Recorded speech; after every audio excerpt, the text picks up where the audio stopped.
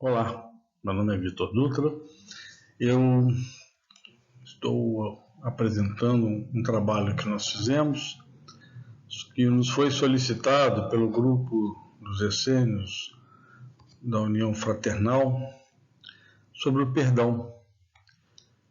Quando eu recebi a sugestão do desenvolvimento desse estudo pela nossa companheira Eucaris, eu confesso que eu fiquei muito preocupado, pois falar sobre o perdão é justamente nós conseguirmos explicar à perfeição o clímax da evolução do ser humano, a condição já de equilíbrio do espírito encarnado.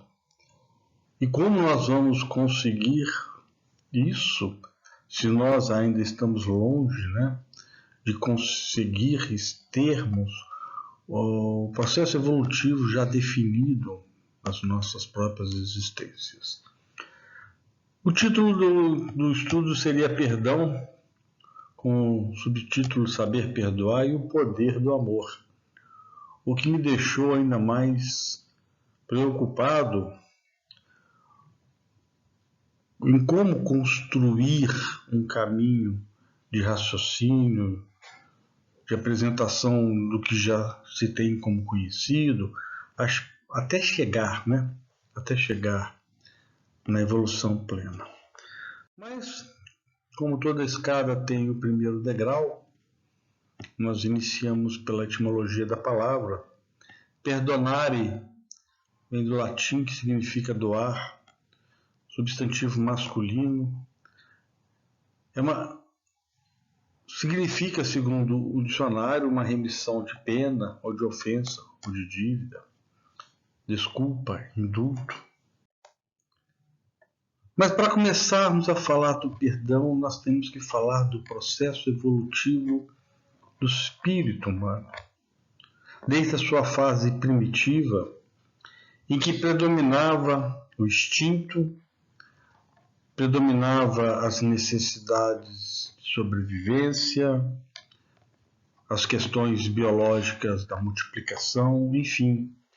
Nós apenas nos relacionávamos através do instinto, com mínima intelectualidade, praticamente nenhum conceito moral. Com o passar dos milênios, o espírito humano, nas suas experiências na Terra, chega até a fase evolutiva, considerada a segunda fase evolutiva dos espíritos na Terra, que foi descrita pela codificação da doutrina espírita, que é a fase evolutiva de provas e expiações, em que nós já temos um desenvolvimento intelectual, não pleno, com certeza, e estamos em processos evolutivos também de desenvolvimento moral, o que nos dá a condição primária do exercício do livre-arbítrio. Exercício do livre-arbítrio esse que nos traz a responsabilidade da possibilidade de fazer diferente e que será, então, a causa maior do desequilíbrio psíquico das relações entre os espíritos, tanto na face da Terra, ou seja, nos processos encarnatórios, com extensão ao plano espiritual.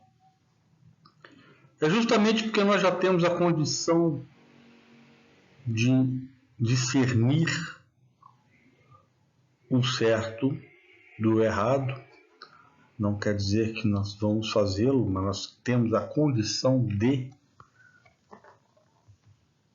que os desencontros, os processos desorganizados de relação entre espíritos causam contendas, causam dificuldades que vão gerenciar vibrações, vão gerar ódios, vão gerar sentimentos inferiores, que culminarão justamente nos processos obsessivos, os processos de perturbação espiritual, de perturbação pessoal, enfim, de distúrbios do próprio espírito humano. Essa condição evolutiva da moralidade caminha em passos muito lentos, bem desproporcional ao desenvolvimento do processo intelectual. Tanto que a própria necessidade de relações entre os espíritos sobre a face da Terra, houve-se a necessidade de criar leis que regulamentassem a coexistência. E essas leis foram criadas no seu primitivo sob bases endurecidas, pois os espíritos que nós éramos e ainda nós somos, tínhamos ainda um forte apelo à parte instintiva, um forte apelo às estruturas psíquicas inferiores. Então nós temos o Código de Hammurabi, que é a lei de retaliação, todos conhecem, a lei que fala do olho por olho e dente por dente, descrita numa pedra, pois essa era a primeira condição de organizar as relações interhumanas dos espíritos. Lembrando da codificação da doutrina espírita, nós sabemos que o quadro de evolução do espiritual do ser é baseado na condição evolutiva intelecto-moral, mas desde a animalidade, ou seja, que nós já falamos da fase primitiva, a angelitude. Então, nós temos a plena ciência de que através dos nossos próprios esforços, através das nossas próprias posturas, através do nosso próprio desenvolvimento, nós saímos do animal e somos candidatos, e aí é um caráter individual lá na frente, a sermos espíritos mais puros, mais perfeitos. A espiritualidade, nos processos evolutivos em que nós vivenciamos a influência da lei do amor, do conhecimento, da sabedoria, da razão. Nós estamos então num processo evolutivo desde lá de trás, desde as nossas condições primárias, porque isso é uma revelação continuada. O ser humano ele vem vivenciando experiências e vem recebendo do Criador, através dos seus prepostos, os avatares do amor e da fraternidade, os profetas, quero dizer desse nome, revelações, informações, amparam o nosso desenvolvimento, desde intelectual até principalmente o intelectual e o moral. Então nós já falamos sobre a criação das leis que são influenciadas também pela espiritualidade ao nosso conjunto de viventes encarnados na Terra, até chegarmos a dois emblemáticos espíritos sobre a face da Terra. O primeiro foi Moisés, que trouxe a condição no início do monoteísmo sobre a Terra, a crença em apenas um Deus, mas ainda com critérios rígidos de um Deus punitivo, necessários eram esses critérios meio que para controlar, né, a turba, para controlar as pessoas que ainda apresentavam-se de forma muito áspera e grosseira nas suas atividades e nos seus pensamentos. Passado mais de 1000 anos, sobre a lei mosaica, já com estabelecido os hebreus como representantes do monoteísmo, apesar de que conseguiram mais ou menos aproximadamente uns 600 anos antes de Cristo destruir grande parte das estruturas orientadas por Moisés, através da criação de atos, né, os quais foram condenados pelo Cristo, os atos farisíacos e aí por diante, até chegarmos à condição evolutiva do espírito, que já tinha condição de receber as informações e a sua transformação, lastreadas no amor e na evolução moral. Foi quando nós tivemos a presença entre nós do Espírito Crístico de Jesus, que mudou a face da terra, que inaugurou entre nós a palavra perdão. Trouxe entre nós o conhecimento desta palavra. Trouxe entre nós o ensinamento sobre esta palavra. Trouxe entre nós a condição para que nós conseguíssemos, naqueles momentos, compreender a necessidade das transformações através da moral nas relações interhumanas. A exemplo de Mateus, capítulo 6, versículo 14 a 15, porque se perdoarem aos outros as ofensas deles, também o Pai de vocês, que está no céu, perdoará vocês. Se, porém, não perdoarem aos outros as ofensas deles, também o Pai de vocês não perdoará as ofensas de vocês. Há pouco nós estávamos falando de Moisés, um Deus rígido, vingativo, e aqui mostra um Pai justo, um Pai amoroso, inaugurando uma nova fase da evolução do espírito humano sobre a Terra. Lembrando das relações do julgamento, de perdoar 70 vezes 7, enfim.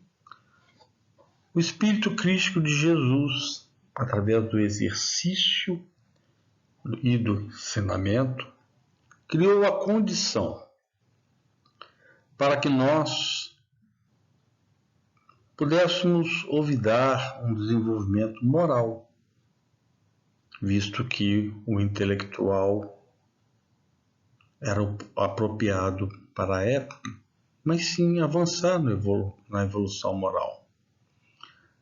E qual é a grande consequência de todo o conhecimento que quando nós temos? É a responsabilidade de detê-lo. Portanto, a vida do Espírito Crístico à Terra nos tornou seres com uma responsabilidade maior para exercermos as experiências encarnatórias na Terra. Ele nos trouxe a condição de fazê-lo, porque ele demonstrou, porém deixou o ensinamento como um guia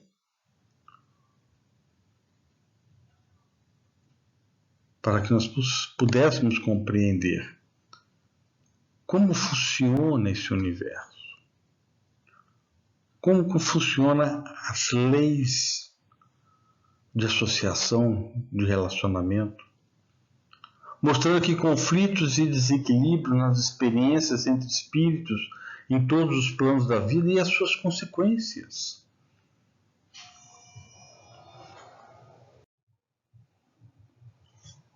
Nos processos obsessivos demonstrados.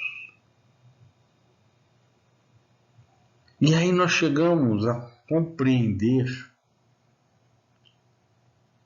que o perdão e a caridade são forças que andam juntas no processo evolutivo. Elas fazem parte e elas conseguem se relacionar fazendo parte de um processo de desenvolvimento do ser, desenvolvimento holístico, integral do ser humano, que através das suas experiências desditosas ou experiências falidas, causando os sofrimentos no pretérito, são ferramentas de evolução, de reorganização do ser humano. E aí nós começamos a trabalhar o nosso próprio auto-perdão, na compreensão da nossa própria natureza, no entendimento das nossas próprias necessidades, compreendendo, depois da codificação da doutrina espírita, que todo ato, todo pensamento, ele gera uma força, gera uma energia que vai agir sobre nós, como também irá agir sobre o ambiente. Forças essas que irão construir o nosso corpo espiritual, que irão permitir o equilíbrio, ou melhor dizendo, do nosso corpo espiritual, que vão mantê-lo saudável, por assim dizer, ou vão permitir transformá-lo em doença, em desorganização psíquica, que de uma forma inevitável irá ser transportada ao nosso corpo físico, às nossas experiências de vida.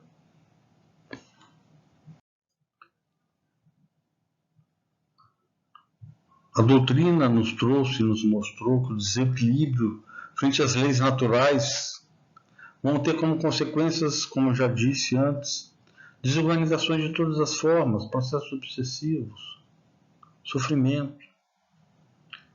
Forças essas que ainda vivemos as experiências largamente nos dias atuais, mesmo tendo o Evangelho, mesmo tendo a exemplificação desse Espírito, mesmo tendo a claridade que trouxe a codificação da doutrina espírita sobre a nossa natureza espiritual, da nossa própria vida. Mesmo assim, nós ainda vivemos sob a égide de processos desorganizados, cuja obsessão campeia largamente entre nós.